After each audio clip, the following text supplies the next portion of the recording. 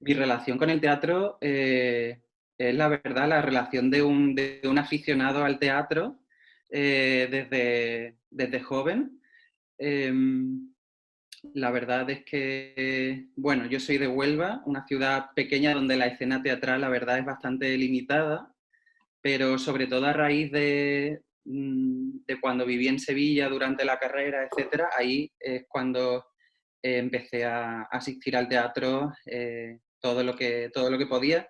La verdad es que mi relación sigue siendo a día de hoy más la relación de un aficionado al teatro, un aficionado muy entusiasta. Además, en los años en que he vivido en Nueva York, también he hecho también el esfuerzo de esa transposición lingüística, digamos, de superar esa barrera del idioma extranjero, y he ido mucho al teatro en Nueva York también. Y bueno, estoy más o menos pendiente de las transformaciones y de lo que está pasando en el teatro. Es verdad que desde la esfera, digamos, académica no he trabajado tanto el teatro, pero bueno, estoy muy, muy interesado y muy atento, la verdad.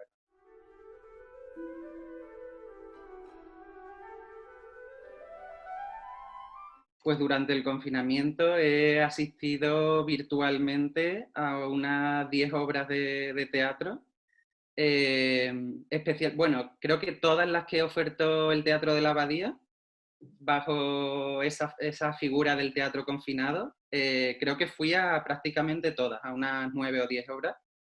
Eh, Me pareció enseguida una manera de recuperar una parte de la vida cultural y de mi rutina realmente semanal, ¿no? Que consiste en ir al teatro y en acudir a eventos culturales, y me pareció enseguida una manera interesante. Así que, bueno, ya te digo, a unas 10 obras de este teatro confinado a través de Zoom, y bueno, la verdad es que aparte de esta serie de obras,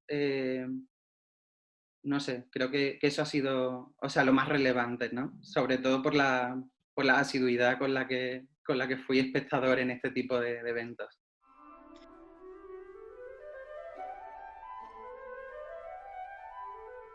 Creo que en aquel momento había un sentido de la urgencia que era fundamental para entender esas obras, ¿no? Y para entender el tipo de relación que el espectador tenía con esas obras. Eran unas obras que se hacían porque no se podían hacer de otra manera, ¿no? Era una especie de, sí, de teatro de emergencia.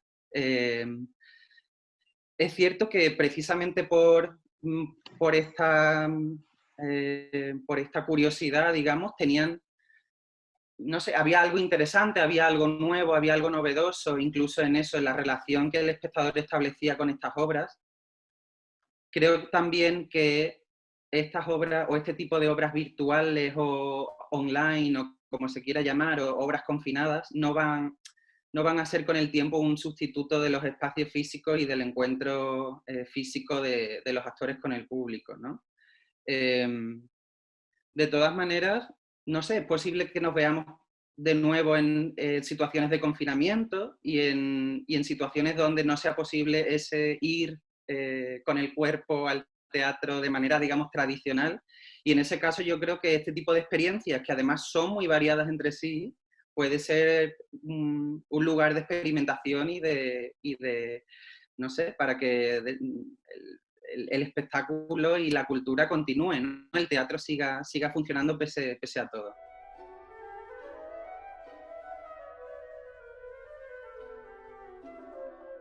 No sé si hasta tal punto alguna obra concretamente me atrapó especialmente. Lo que sí te puedo decir es que las obras tenían planteamientos muy, muy distintos entre sí.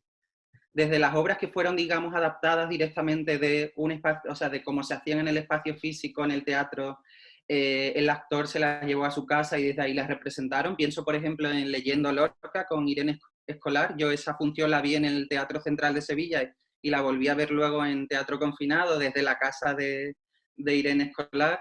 Y bueno, mmm, no, ese tipo de adaptaciones, digamos, eran más directas, ¿no? Otras obras, eh, o sea, digamos que las que más interesantes me parecieron son aquellas que consideraban el medio como algo fundamental. El medio y la circunstancias, ¿no? Que lo consideraban como parte de la obra.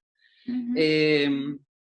Pienso, por ejemplo, en una de las obras que se llamaba Visita guiada a una sesión de BDSM, número 26, en las que el autor hacía un juego con los espectadores a los que se pedía, a los que se trataba de disuadir, de convencer para que poco a poco fuesen activando sus cámaras de tal manera que era como una especie de dar un consentimiento a una figura de un dominador, ¿no? Eh, otras obras, sin embargo, pecaban de tener mucho material como pregrabado y de lanzarlo, digamos, una especie de streaming, y eso a mí me parecía normalmente que no funcionaba. No funcionaba porque se abstraía de las circunstancias concretas, ¿no? O sea, no tenía muy en cuenta eh, no sé, no sé cómo explicarlo, pero mm, sí, había otra de las obras, por ejemplo, que se llamaba Instrucciones previas para una utopía. Nos pedían que nos descargásemos un audio a través de Telegram, es decir, no todas fueron a través de la aplicación de Zoom. Esta era un audio a través de Telegram en el que se pedía que lo escuchásemos, hiciéramos una especie de recorrido por nuestras casas haciendo una serie de actividades corporales y acercándonos a ciertos espacios, etcétera, como creando también una especie de espacio escénico a través de la imaginación, ¿no? Y sí, esa un poco es mi impresión, que son aquellas obras, aquellos autores que pensaron las obras en función de las circunstancias concretas las que son más interesantes.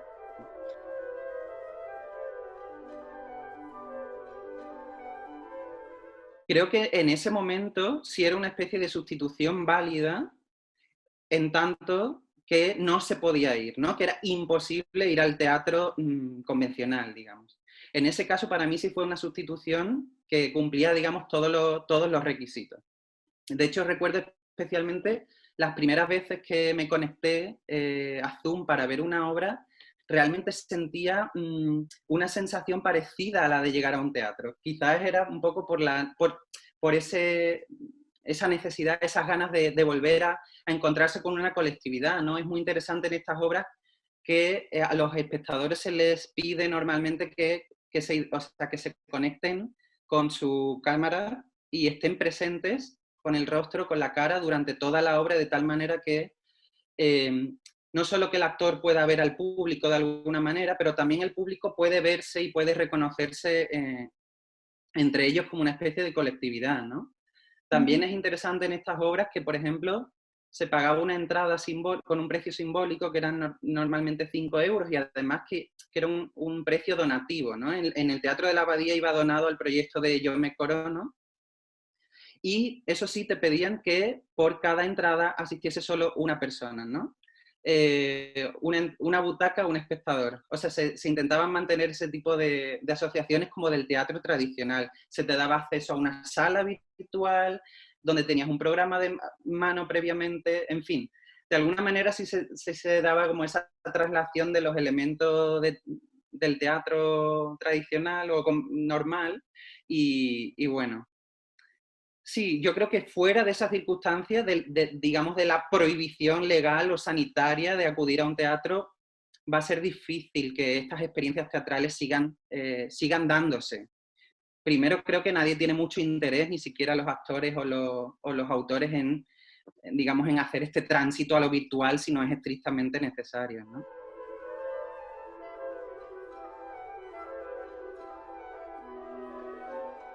Pues pienso que el teatro confinado, este teatro que se ha trasladado a estas salas virtuales y en estas aplicaciones a través de Internet, etcétera, creo que se van a quedar para esos momentos en los que las condiciones sanitarias o pandémicas no permitan que el público vaya presencialmente a los teatros. Eh, Creo que de alguna manera las posibilidades que ofrecen estas obras son limitadas de alguna manera y no sustituyen plenamente a ese encuentro físico del público con los actores, ¿no? De hecho, pienso que en este poquito tiempo, en estos meses que han pasado desde el fin del confinamiento, no han sido tantas ya las obras que se han mantenido virtuales, ¿no? A través de Internet. Se han adaptado muy rápidamente, los teatros han abierto en cuanto lo han permitido las leyes, han cerrado en cuanto se les ha prohibido, pero hay una pulsión a que el teatro se mantenga sobre las tablas y en el encuentro físico entre espectadores y autores y actores, ¿no?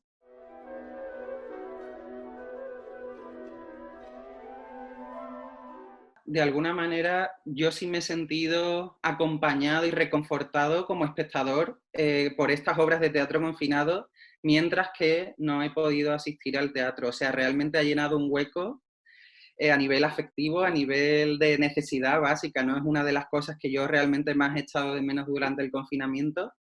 Y estas experiencias que de alguna manera simulaban ese encuentro entre personas para ver una obra que de alguna manera se pasaba también sobre la marcha, normalmente con un aforo limitado también de espectadores, ¿no? Con esa sensación de que había un espacio cerrado también, donde cabían no infinitas personas, sino a lo mejor 20, 25, con esa impresión de cierta intimidad también, ¿no?